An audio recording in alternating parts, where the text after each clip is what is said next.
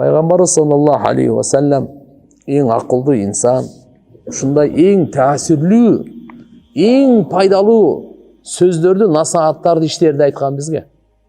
Анткени ал ең ақылды. Пайғамбар саллаллаху алейхи ва саллям бир кайрылуусунда Алланын аулияларын сыпаттарын айтты, жана чоң күнөөлөрдөн эскертүү берди. Убайд ибн Умайр ал-Лайси атасынан риваят кылат. Кала Расулуллах саллаллаху алейхи ва саллям фи хаджатил вада. Пайгамбар саллаллаху алейхи ва саллям коштошуу ажылыгында айткан экен: Инна аулия Аллах ал-мусаллун. Алланын аулиялары, достору, жакындары намаз окуучулар. Ва ма юқимус салаватил хамс аллати катабахунна Аллаху алейхи ва ясума рамадан ва яхтасибу саумаху ва ю'ти закат мухтасибан таййибатан биха нафсу ва яджтанибу аль-кабаир аллати наха Аллаху анха. Алла Тааланын аулиялары ким экен? Биринчи намаз окугандар, биринчи сыпаты. Аулиялар ким? Жерден көтөрүлүп учкандар ба? Же суунун үстүндө баскандар ба? Жак. Пайгамбарыбыз айтты, аулиялар, намаз окугандар, 5 маал намазды тургузгандар Алла Таала фарыз кылып жазган эле. Рамазан айда орозо тутуп, Рамазан айдын орозосун сообун Алладан үмүт кылган. 2. Зекетти берген чын жүрөктөн.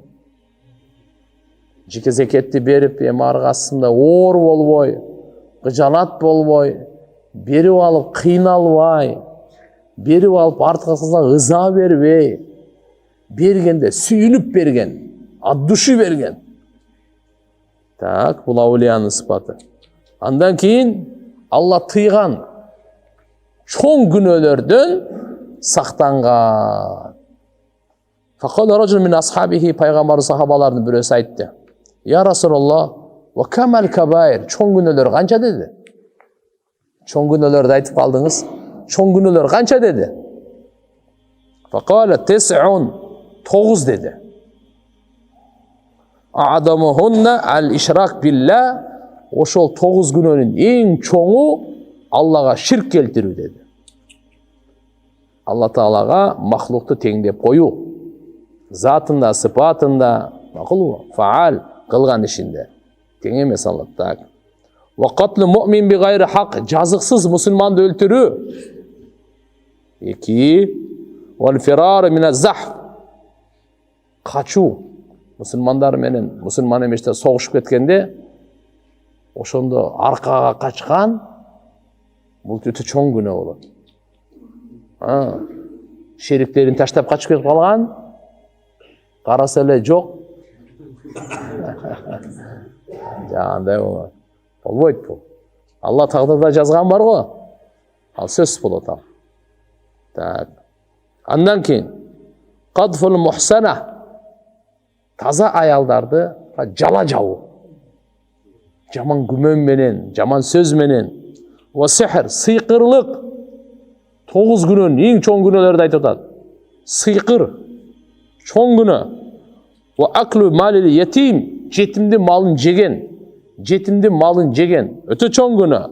Ва аклу риба, сүткорлук өтө чоң күнөө. Ва укукул валидейн муслимайн, мусулман ата-энесине ак болуу, ата-энесин тажатып, бул чоң күнөө. Ва истихлалул байтил харам киблатукум ахяан ва амватан, байтулланы халал, ошол жерде кан төксө болот, башка нерсе кылса болот деген силердин кыблаңар арам. Албетте кээ бир риваяттарда bundan da көбү келет. 5, 9, бул жерде айтты 9 дегени. Ал-кабаир дейт. Алла мазхаби рахимахуллах. Кээ бирлери 40-ты санаган, 70-ти, 300-гө чейин санагандар бар. Чоң күнөөлөрдөчү. لا يموت رجل لم يعمل هؤلاء الكبائر ويقيم الصلاة ويؤتي الزكاة إلا رافق محمدا صلى الله عليه وسلم في بحبوحة جنة أبوابها مساريع الذهب. Кимде ким ушу күнөөлөрдү кылбай дүйнөдөн кайта турган болсо, намазын окуп, зекетин берип, ал Мухаммад алейхиссалам менен чогуу бейиштин бакчаларында бирге болот деди да. Бейиштин маша Алла анын эшиктери ал алтындан, о босоголоручу. Бизде жыгач бугач эмес а жерде.